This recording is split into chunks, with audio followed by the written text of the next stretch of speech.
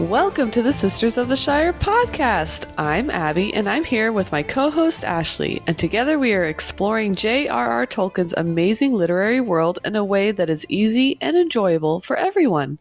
So whether you are a Tolkien expert or just curious about Middle-earth, you are in the right place.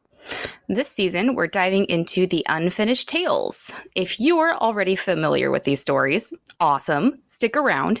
We will uncover cool details and geek out over the lore that makes these tales so special.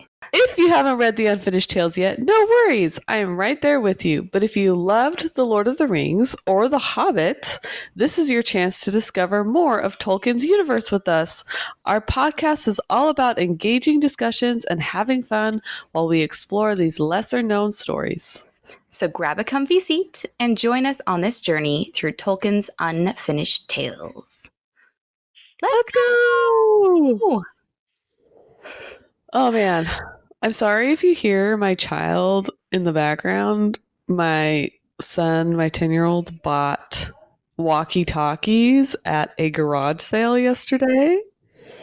And so my husband, to get my children out of the house to be quiet, have quiet recording time, is taking the two younger ones and driving around town to test the range of the walkie-talkies while my 10-year-old is at home, like constantly being like, "Can you hear me? Can you still hear me?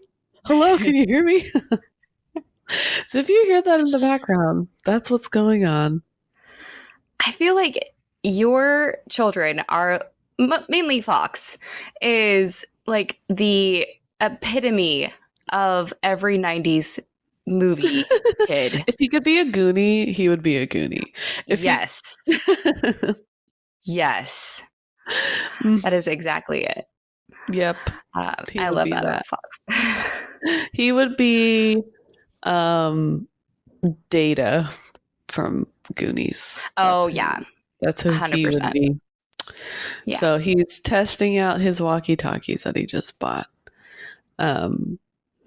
He was so cute. So we have a neighborhood garage sale. So like only once a year that they have we have 12 garage sales. Like this year was 12 garage sales, but it was a lot of garage sales just one weekend out of the summer in our neighborhood. And so he bought himself school shoes and he was very excited, and walkie-talkies. Priorities, man. And it was really hard though, because our neighbors next door are big nerds and we love them. And they're moving, and so they're trying to downsize all of their collections of things. And she has so much Harry Potter stuff, and she has a full it literally takes up their whole table. They're trying to sell it, but it takes up their whole table. She has a whole Hogwarts castle Lego. Amazing. The Lego of what is that? What is the Weasley Wizard Wheezes? The Burrow. No, the Weasley. Oh, Wizard Wheezes shop. Nice. It's huge. It's almost as big as the castle. It's giant. That's awesome. But we bought unopened the Hogwarts train and the Hagrid's hut, which is pretty big too. I know. So it's been pretty fun. But before the podcast started, Ashley told me that she found some awesome stuff at her. It's not a garage sale. If you guys don't know what a garage sale is, yard sale, tag sale, those are other words for it. So I said I would shout this out because the lady gave me a deal, and I was like, I will shout you out on my podcast because this is freaking amazing. I was a little amped at this. So it's the Bainbridge Island Rotary Auction. But it's essentially a rummage sale. That one. I'm so sad. Huge. Is it so the one in the school? They take over an entire school, and every classroom. I think it's a middle school. I could be wrong, but every classroom is like, so one classroom will be like camping, one classroom would be like jewelry, and the gym is all books, and the half the books or half the gym is books, and half the gym is toys. So I mean, the field is like bikes and furniture, and but also super random stuff. Like I saw this guy walking out with every type of fencing you could imagine, like chicken wire, mesh, like PVC pipe. Like he just had a whole trunk bed full of fencing. His zombie apocalypse, like yes, prep. Yes. So shout out to the Bainbridge Island Rotary Auction. You guys are amazing, and I am super. I was jealous. So could have gone. Okay, so I sent Abby a Marco Polo about my findings about after I found them, but apparently she didn't watch it because she doesn't love me. Okay. So hey. So we are doing this. It all worked out because we're gonna do this live on the air, and Abby is gonna be super good at describing what she's seeing right now because I hit the jackpot of all jackpots.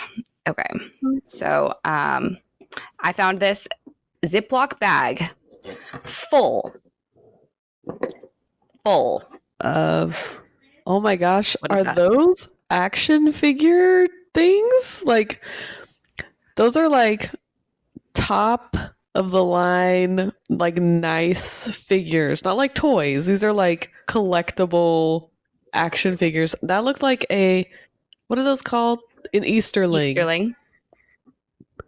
Is that Legolas? No. That's a handless Legolas. He lost a hand. I'll take it. He's not Legolas. He's handleless. He's handleless. Yeah. Eomer. Oh my gosh. Those are like, whoa. Those, what are those called? I think there's like a brand name of like like that quality of weird. Of action figure, because it's not like a toy. It's like a display, like very well made. The faces look very realistic to the actor. Is that Saruman? No, yeah, it Sauron. Is. Saruman. So what's interesting is on the foot it says Marvel and Inc.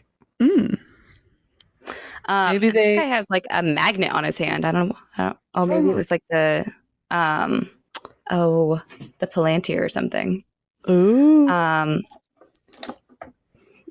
Aragorn. And his coat is in action here. It's like flapping in the wind. Yeah, he's flipping his amazing jacket. It's like very dramatic. If you squeeze his legs, his arm moves like he's gonna. Oh no, there's a button in the back. Oh. All right. Gandalf the White. Ooh, his sword is huge. Yeah. So that was another difficult thing. Oh, and one of your favorite guys. I had to figure it out for a minute. It took me a minute. Wait a minute. Is that? It's not Legolas. Haldir? Yes. He deserves being an action figure. Right. And then 5 minutes of plastic fame. Okay, and then we have a sad story. Are you ready for this sad story? Uh-oh. Who got beheaded? Who lost a limb? Of course. Of all people, it had to be Faramir.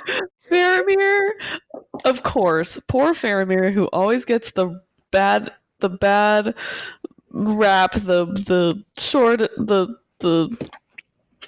the awful hand in life, is literally in half. His action figure is in two pieces. He is in half like a magic show. Boromir would have stayed together. Him in half. I really want you to have take a picture if you had a Denethor and he's like like looking over the action figure of Faramir in half and is like, your brother would never do this. You're an embarrassment. Yes. Okay, so the funny thing is, and this was like my geeking out moment a little bit.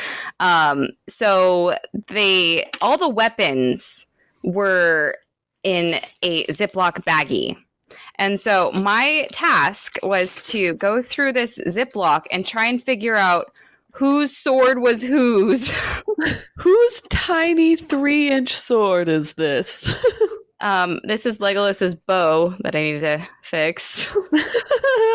It looks like nunchucks now. The bow is in half and it looks like nunchucks.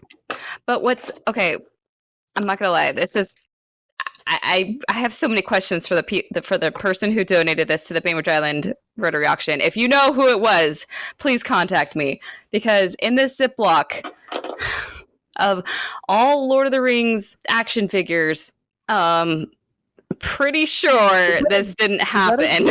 Is that a gun? I think so. And this huge crossbow that looks like Chewie's crossbow. And there's like, oh, maybe it is. And there's like several of these guns. Like, how did Aragorn win the war? He had a gun. Yeah, so I was cracking up. Like, what is this? What is happening? There's like several of these. No idea. Staffs. They look like Rey from Star Wars. Oh yeah, and then like these, I have no idea what these could even be. Those look like legs to a spaceship or like legs to a robot or something. Like a landing thing. Yeah. So yeah, that was my fun find. Oh, and I have a Gimli. That's how they really won the war against Morgoth. Is they had giant crossbows. And this random gun, I'm like, is this a paintball gun? Because it has like a canister on the bottom or something. It looks like a legit shotgun. I mean, so many questions. But yeah, that was my amazing. That would change the trajectory of that story so much. It's like, yes.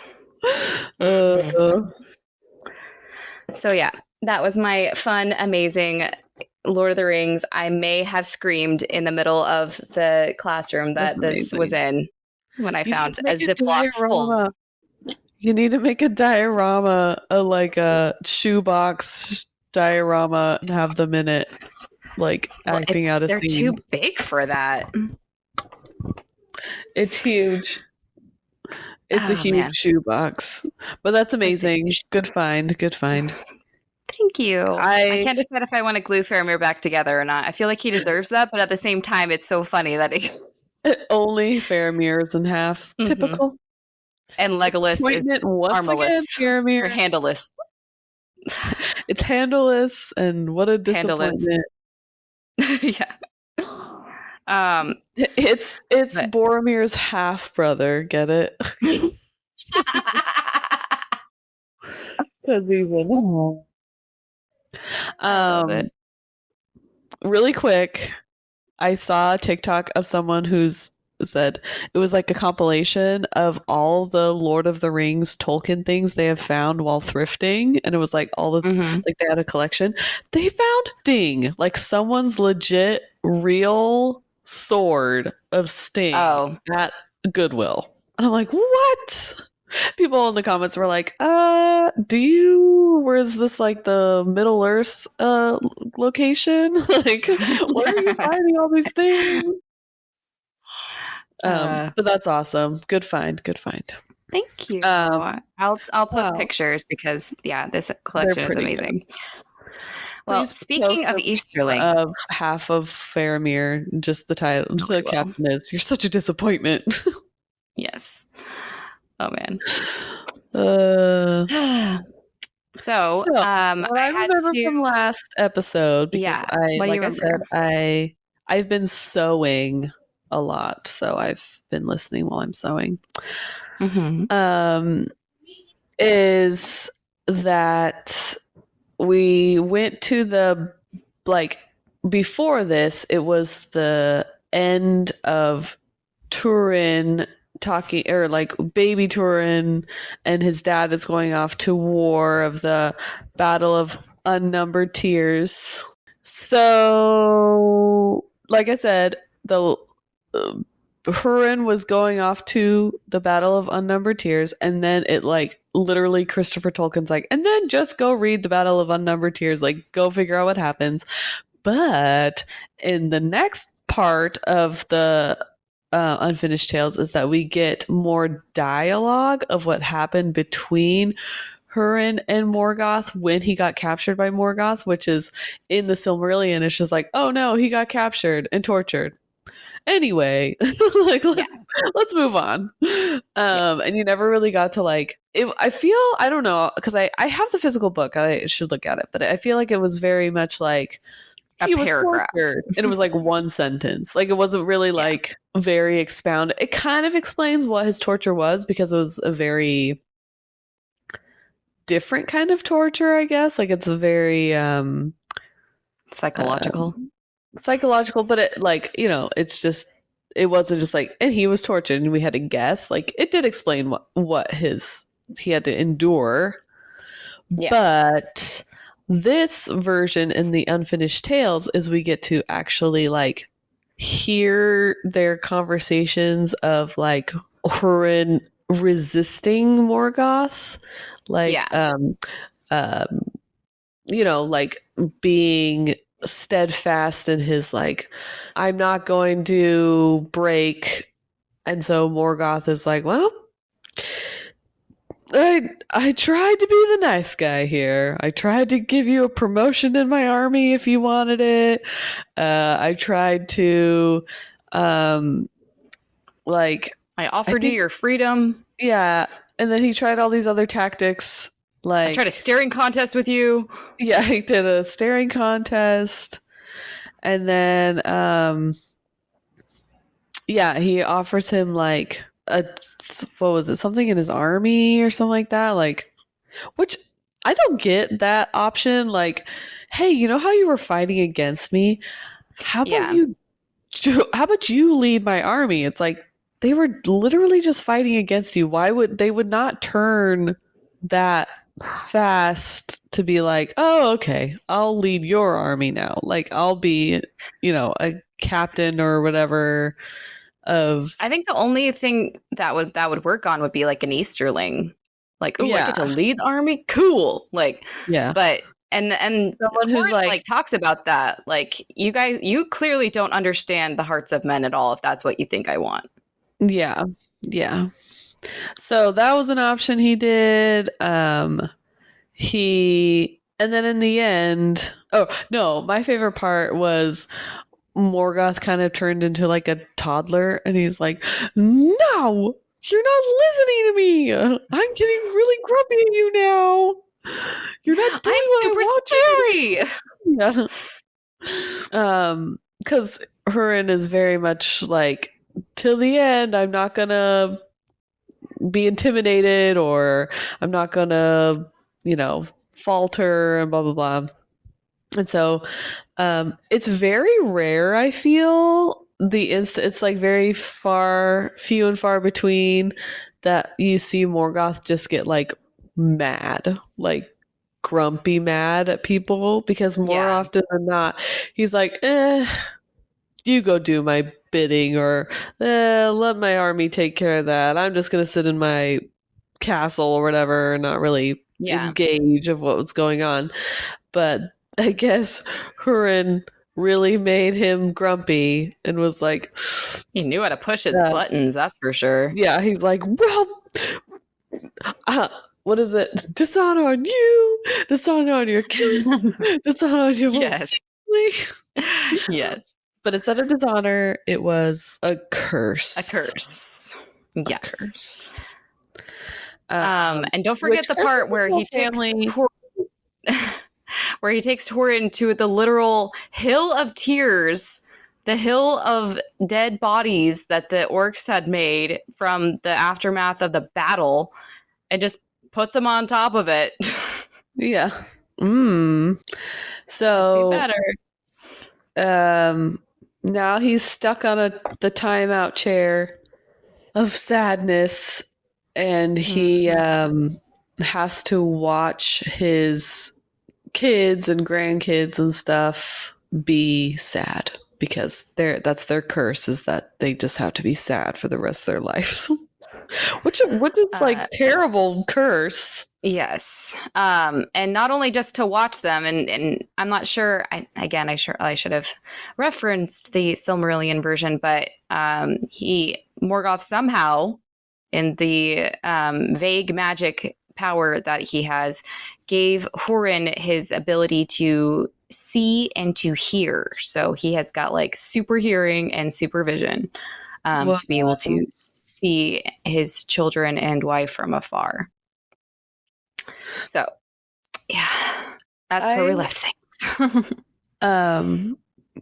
I find it interesting that he has that power, that he can do that, like give Hurin super hearing and super vision or whatever. Like, right. Morgoth has that ability. Interesting. Mm-hmm. Yeah. Anyway, so after that happy note. Yes. So that covers Hurin after he was captured. This week, we are going to be covering what's been going on with Turin and Morwen after the Battle of Unnumbered Tears. His brother? No, Turin, his son. Oh, Turin. Hur, it was his brother. He died in the battle. He did. He did. So it doesn't say how many men went to the Battle of Unnumbered Tears. And, we've talked about different like settlements of men. So like we've talked about Brethil a little bit. Dor Lomin is kind of where Tuor and Hur and Rian were. And then Hithlum is where kind of Hurin and Morwen are. So as far as, there's more of those, but I think those are the kind of main ones. So it doesn't say how many men went to the battle from those different settlements, but only 3 men came back alive from the settlement of Brethil. Only 3. Oh, sad. Mm-hmm. And Brethil is where Hador, who is Hurin and Hur's father, where he lived. And his daughter, who is Hurin and Hur's aunt, I think. Yes. No. Hador is the grandfather. Sorry. This is all getting mixed up. So anyways, this lady in Brethil tree chart. I know. This lady in Brethil, who is Hurin and Hur's aunt, so she learned that her husband had died, and she grieved to the point that she also died. Apparently that's a thing in Middle-earth. And then in Dor Lomin, where Hur was from, no survivors came back at all. And without any news of any sort to be able to figure out what happened to him, Rian decided to take matters into her own hands, and with a baby Tuor in her arms, went out into the wild to find out what happened to her husband. See our previous episodes on what happened after that. She was totally fine, and she was mentally healthy, and she did. The end. Sunshine, rainbows. Everything was okay. So in Hithlum, also no survivors. So no news of what happened to Hurin, which left Morwen in a silent grief. So if you remember, in the Battle of Unnumbered Tears, the Easterlings originally were fighting on the side of the men. Remember, Maedhros made a cool pact with them. They were all friends and buddies. And then halfway through the battle, the Easterlings betrayed them and switched sides. What is it? In reward. Execute Order 60. Yes. Yes. That's what happened. I knew it. For a reward for their betrayal, Morgoth gifted them lands. And wouldn't you know it, Morgoth included already built homes and already, growing crops. Oh, and slaves included with those lands. What I mean, Well, I how mean, none of that accommodating. works the fields and all that stuff because it was Yeah, theirs. because it was theirs.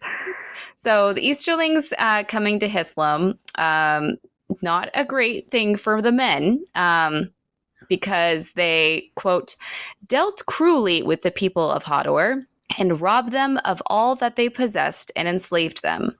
All the people of Hurin's homelands that could work or serve any purpose they took away, even young girls and boys, and the old they killed or drove out to starve. Oh. Yeah. So not great for Morwen and her children, or her child on the way. But luckily, Morwen's stoic and serious appearance is about to pay off because, quote, they dared not yet lay hands on the lady of Dorloman, who is Morwen, or thrust her from her house, for the word ran among them that she was perilous and a witch who had dealings with the white fiends, for so they named the elves, hating them but fearing them more.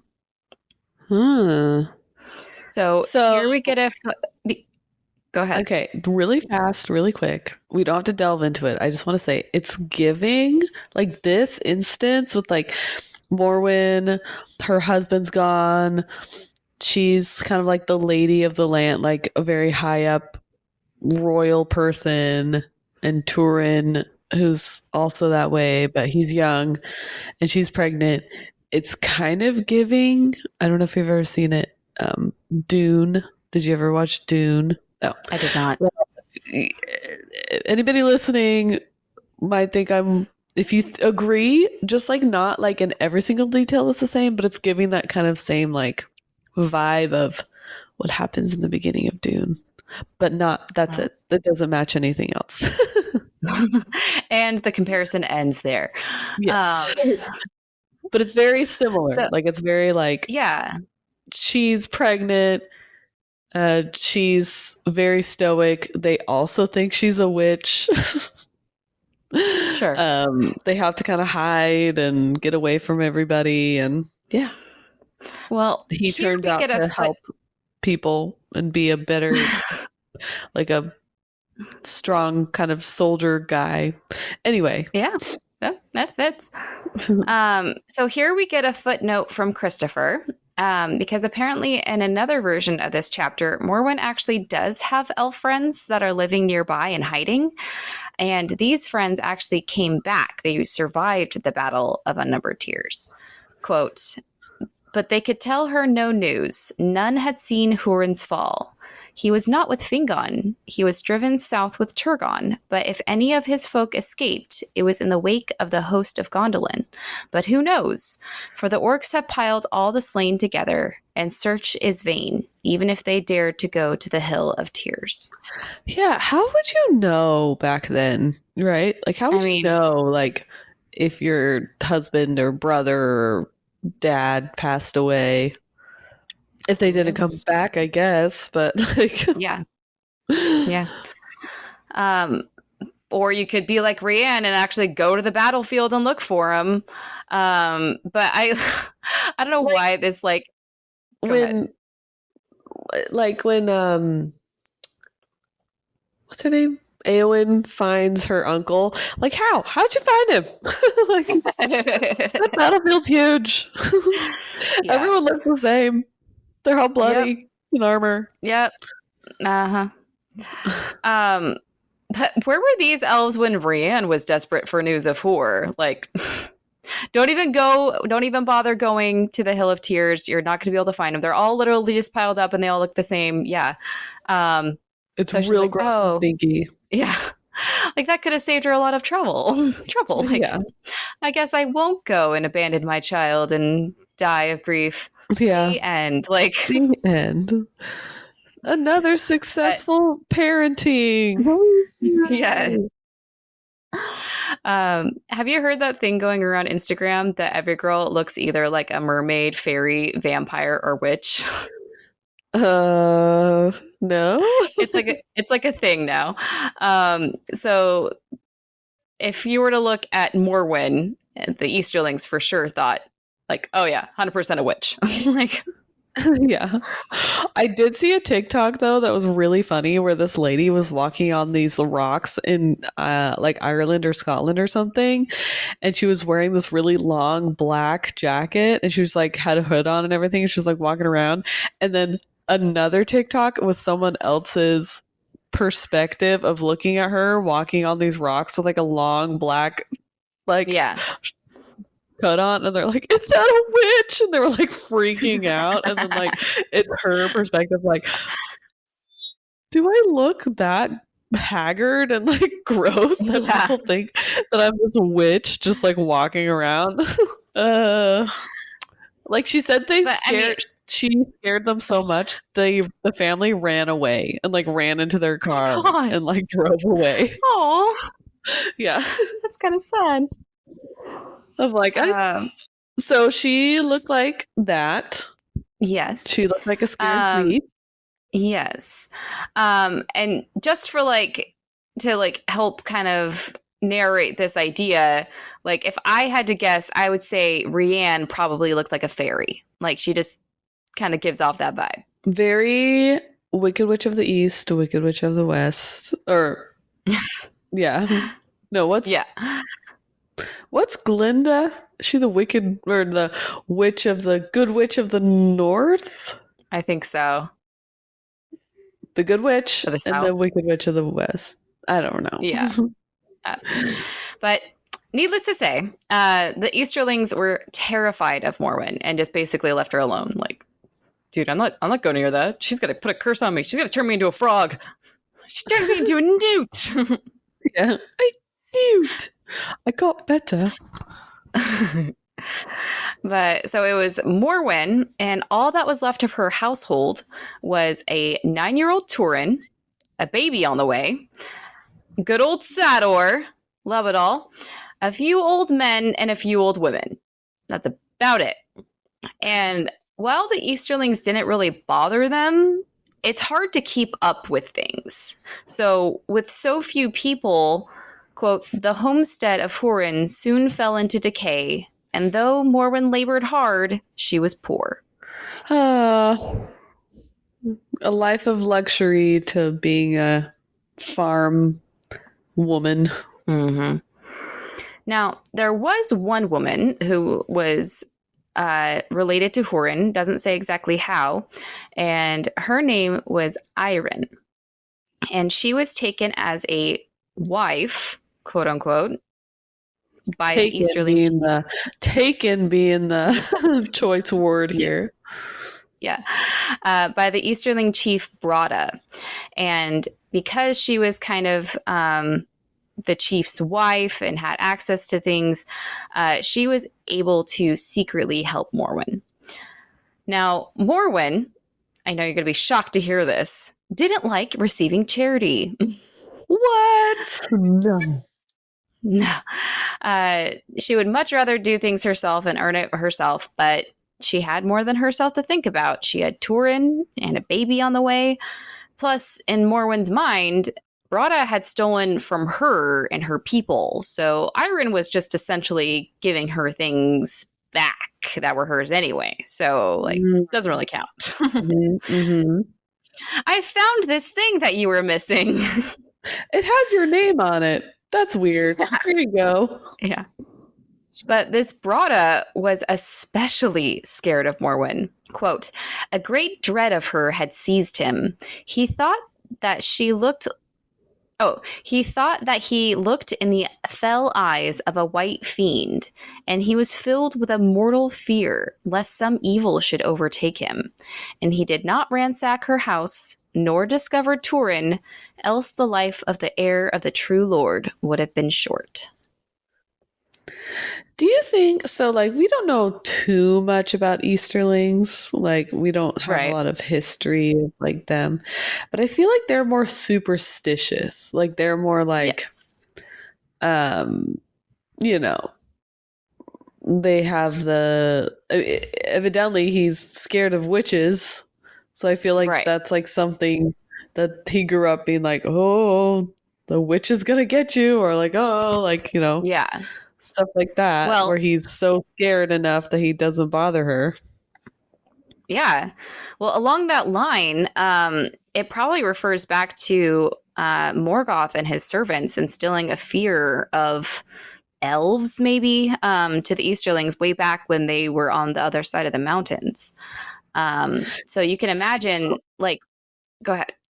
I was gonna say, maybe he did that thing. You know when like Galadriel becomes really big and scary, and she's like, "I want to be the queen of whatever." You know what I mean? Like where she gets really big and scary.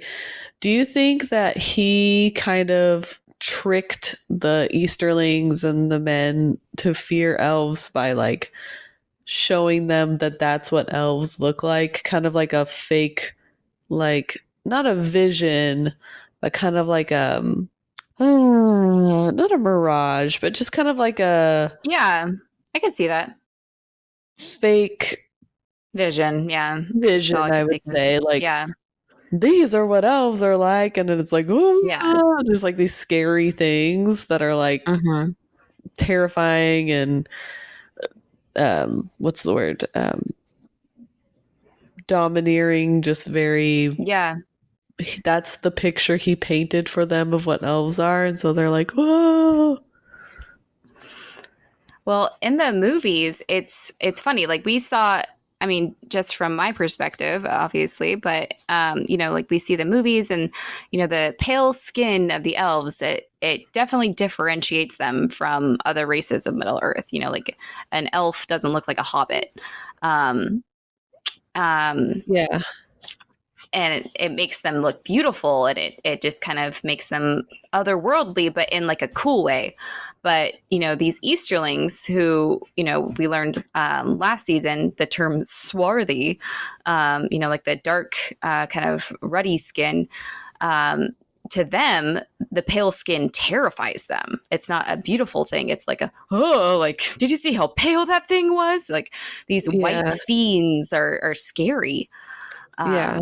Honestly, not dependent on skin tone. Like, I'm a Caucasian. If I saw someone who looked like an elf, I would be kind of like, like, I'd be like, what's that? Like, if someone was tall and like unearthly beautiful and had like pointy ears and kind of just like, I would be a little like, huh? What's that? I don't know. I kind of understand the like, that's weird. Like that doesn't really, yeah. Yeah. So But Brada, who is essentially the leader of the Easterlings, he's the chief. He is the one that has made everyone into slaves or thralls. They're using the word thrall a lot. He even has an adorable pet name for them. Are you ready for the pet name? It's really original. Like he's really top notch. Rats. So these are the people of Hodor who are known for having blonde hair. So he calls them straw heads. Aww. Yeah. Quote, and within a stockade, his slaves were herded like cattle in a byre, but ill-guarded.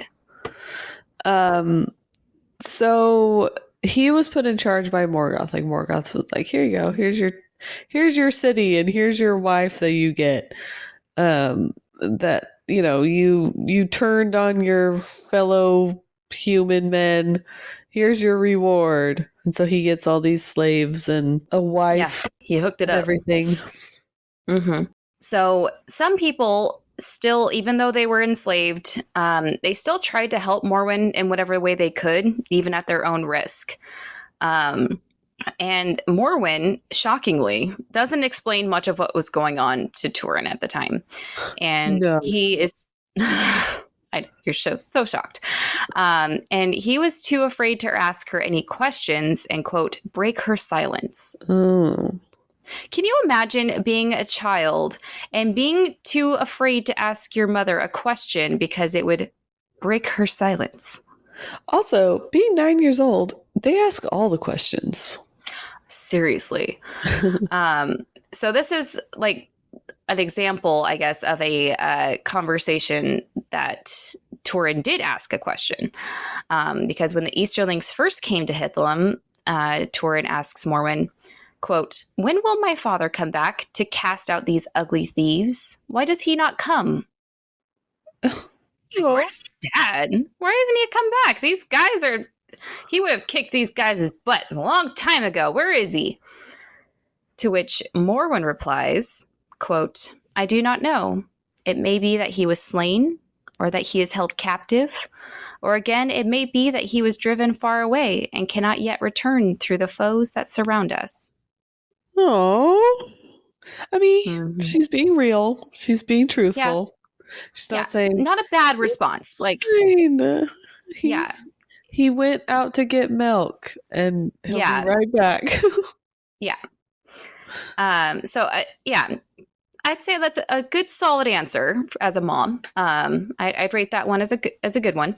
But Turin's response, while fighting back tears, and I have to say the Audible guy freaking nails the tone of this, because he even sounds like he's like trying not to cry. He does a really good job. And he says, quote, then I think that he is dead, for no one could keep him from coming back to help us if he were alive.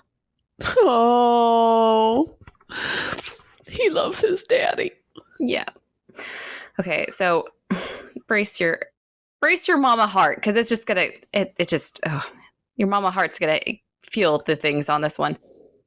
So Morwen replies, quote, I do not think that either of those things are true, my son. So I don't think he's dead, and I don't think that anything could keep him from coming back if he were alive. No, I don't think he's dead, and I don't think he's coming back to help us. Yeah. Oh, man. Yeah. And apparently that was the end of that heartwarming conversation. Oh, man. Yeah. Oh. So time goes on, and through the years, it doesn't say exactly how much time, but I'm assuming it's months, maybe years. Morwen began to fear more and more for her son. Imagine trying to hide a 9-year-old boy inside a house for who knows how long. It's hard. And apparently just now is when she remembers her conversation with Hurin that, do not wait. I will not say do not weep, but do not wait, or whatever he says, that she should leave immediately and not wait for Hurin. But the problem is, because she just now remembered this, she is now very pregnant and getting very close to her time. Plus, in her stubbornness or faith, we'll say, there's both sides of that coin, she cannot give up on the thought that Hurin is still alive. Quote, and she listened for his footfall in the sleepless watches of the night, or would wake thinking that she had heard in the courtyard the neigh of his horse. Oh no, she's losing it.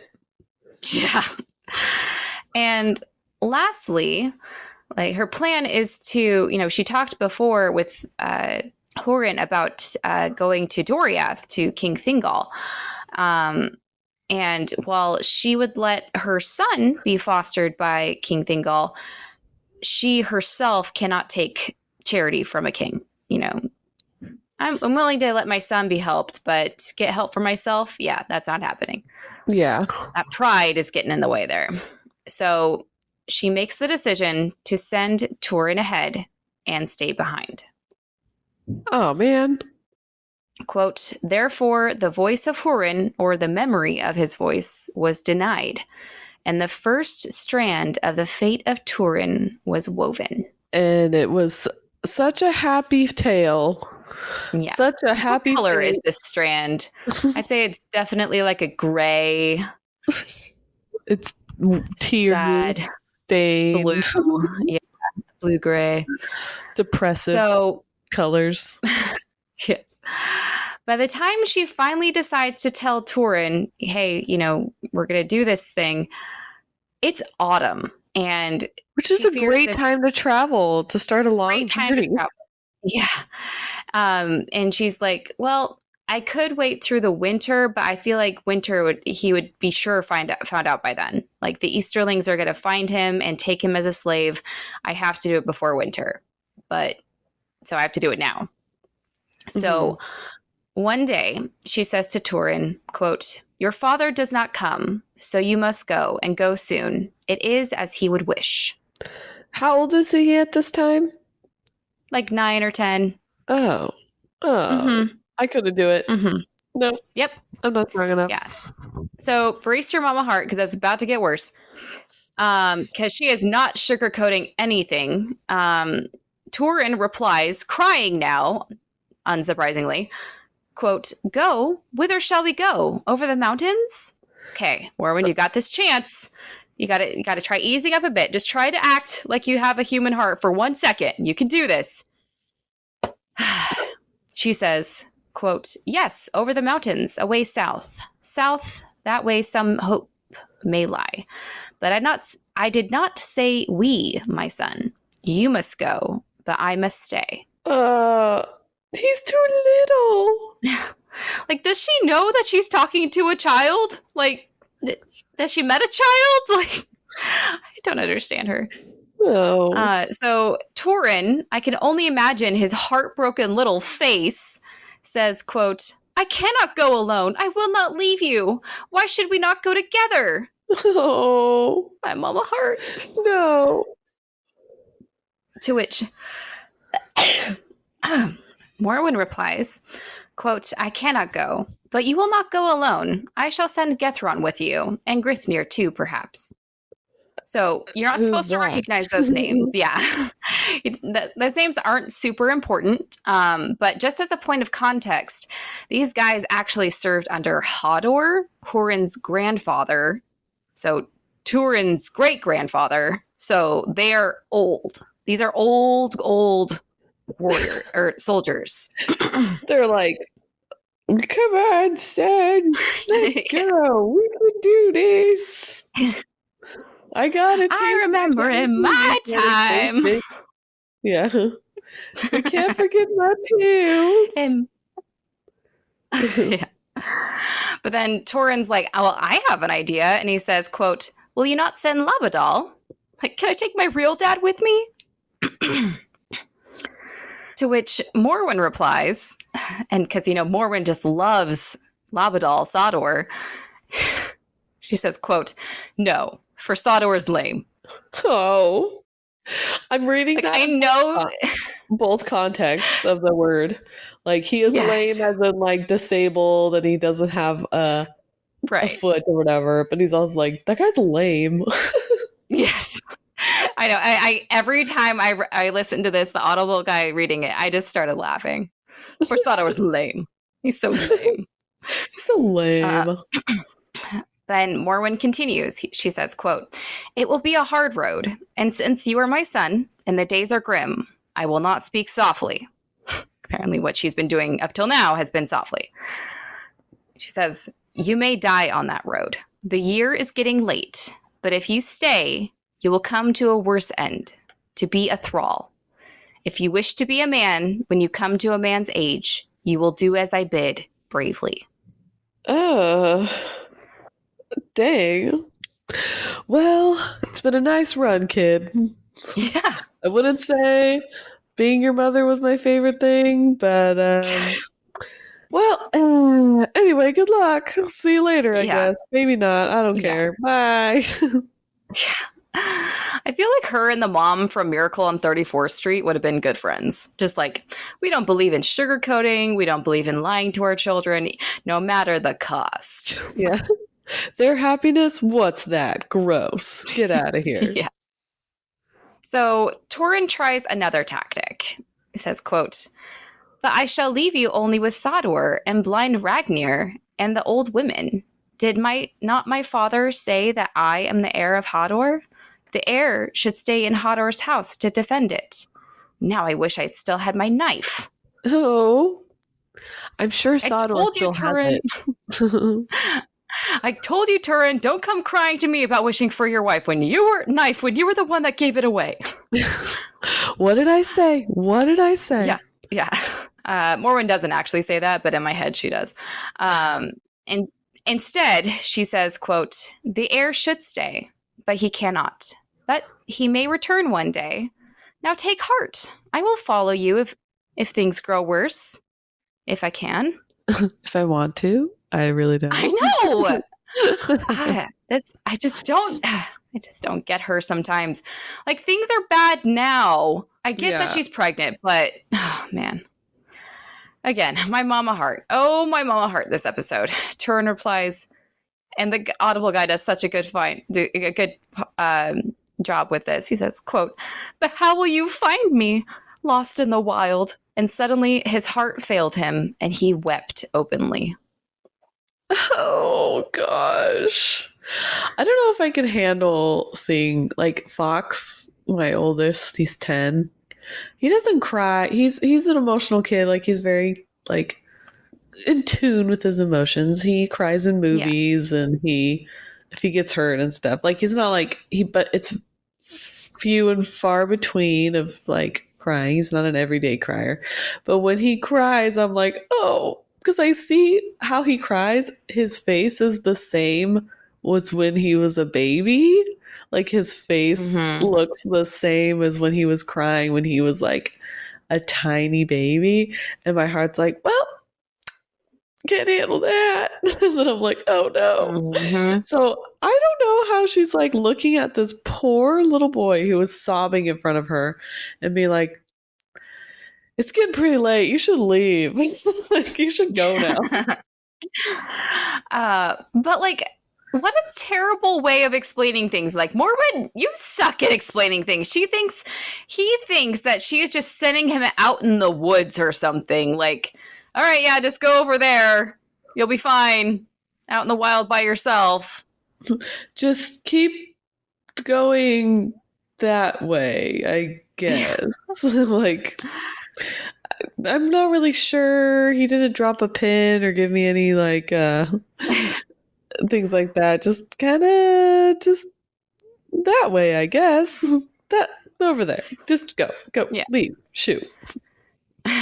But oh gosh. Okay, so you mentioned that when you see Fox crying, you want to cry. But what does Morwen do? She says, quote, "If you wail, other things will find you first." Oh gosh. It's like those horrible parents that are like, I'll give you something to cry about. I know. Jeez. Like, stop that crying right now before the bad guys hear you. I don't care how abandoned you feel. You will suck it up. Do you want the monsters to get you? Then get louder. And then she says, quote, "I know whither you are going, and if you come there, and if you remain there, there I will find you, if I can. For I am sending you to King Thingol in Doriath. Would you not rather be a king's guest than a thrall?" How does she know? How does he know how to even get there? You know? Well, that's what Gethnir and what his face is. That's their job. But my thing is, I'm sending you to a complete stranger's house. I've never met this guy. He is just going to have to take our word for it that we're related through Baron, who he likes now, but definitely didn't like Baron in the beginning. It's not really on his like favorite persons list. Yeah. Wouldn't you like to gamble of how he's going to receive you than becoming a thrall? And he's notorious of being so welcoming to people and loving uninvited guests, and especially ones that aren't elves. Yes. But Turin replies, quote, "I do not know. I do not know what a thrall is." Oh, God. Like, she kept using the word thrall, and he just nodded along, the poor guy, just like, whatever that thing is. Yeah. And okay, I guess it's something I don't want to be. Yeah. And instead of explaining things in a way he would understand, to explain the dangerous situation they are in so he can feel less abandoned, she replies, quote, "I am sending you away so that you need not learn it. It is hard, Turin, my son. Not hard for you only. It is heavy on me in evil days to judge what is best to do. But I do as I think right. For why else should I part with the thing most dear that is left to me?" So now she's showing feelings. Right? Like, I can just see Turin being like, what thing is most dear left to you? I don't understand. Oh, you're talking about me? Oh, who's that? You do like me. Oh, Yeah. me? He's like looking around like, what? What are you talking about? Yeah. Quote, they spoke no more of this together, and Turin was grieved and bewildered. Oh gosh, he's just a little boy. Yeah. Well, no crap. He's confused and sad. Great parenting, Morwen. She's like, and that's the end of that. It's like in what is it? Charlie and the Chocolate Factory. He's like, you've lost. I said good day. Go. Yeah. Goodbye. Yes. So that's actually where I'm going to leave you for today. What? But don't worry. Good old Daddy Labadal will make everything all better next week. He's going to make it better. He'll do the job that... The dad who hopped up. He was the dad who hopped up. Because, yeah, apparently he's the only one that knows how to talk to children. So he's going to take care of things next week. Yeah. He isn't lame. So... He's pretty cool. He's pretty cool. So thank you for joining us on this epic journey through Middle-earth. You can stay connected with us by following us on Instagram. There we share posts of awesome art and memes that perfectly capture the vibe of our episodes. A big thank you to our amazing patrons, Dan, our dwarf friend of the Shire, and Chrishane and Tom, our elf friends of the Shire. Your support truly means the world to us. Would you like to join our fellowship? Head over to patreon.com/Sisters of the Shire podcast. For just $3 a month, you'll become an elf friend. $7 a month, you'll become a dwarf friend. And for $9 a month, you can stand side by side with our men and women friends of the Shire. Your support helps keeps these tales alive.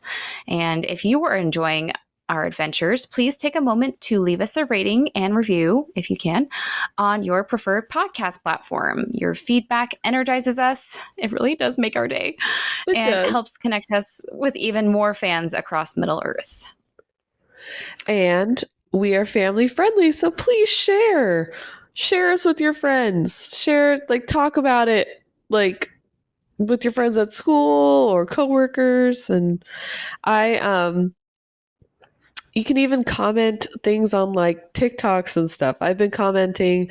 I found this person's TikTok where they're trying to read the Silmarillion, and people in the comments are like, I'm so confused. I'm trying to read it too. And I don't get it. And I'm like, I heard this podcast is pretty cool. Or even...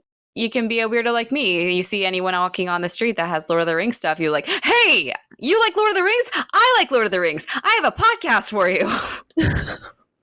I saw someone parked next to me at the fabric store, and they had a Tolkien window sticker on their car. Ooh. And I wish I could have posted a note on it and be like, hey, you're pretty cool. I think you'd like this. Yeah. I need cool. I need cool sticky sticky business card things. Like a business cards, yeah. Yeah. We need to get making shirts, Abby. So we are up to 16,000 plays, you guys. I am so proud of you guys for listening. We appreciate it. In world news, we've had a bit of domination. Denmark overtook Finland. Whoa. I feel like that could actually be a real thing. So tread lightly, Denmark, because who you conquer. But also, Finland, are you going to stand for that? Slovenia overtook the Czech Republic. Again, another thing that I could see actually happening. But true. Yeah. Turkey, you were on a listening binge, and we are here for it. You overtook Luxembourg, Mexico, and Iran. Get it, Turkey. Whoa. Whoa. And Mexico was climbing up, too. They overtook Algeria and Luxembourg. So get it, Mexico. Whoever's binging, good job. Proud of you. Good job. So proud. Well, let us know how you're teaching me today. You're welcome. Until next week, I've been Ashley. And I've been Abby, and this has been the Sisters of the Shire podcast, and we're so happy you joined us today, and we hope that you can join us next time. Bye! Bye!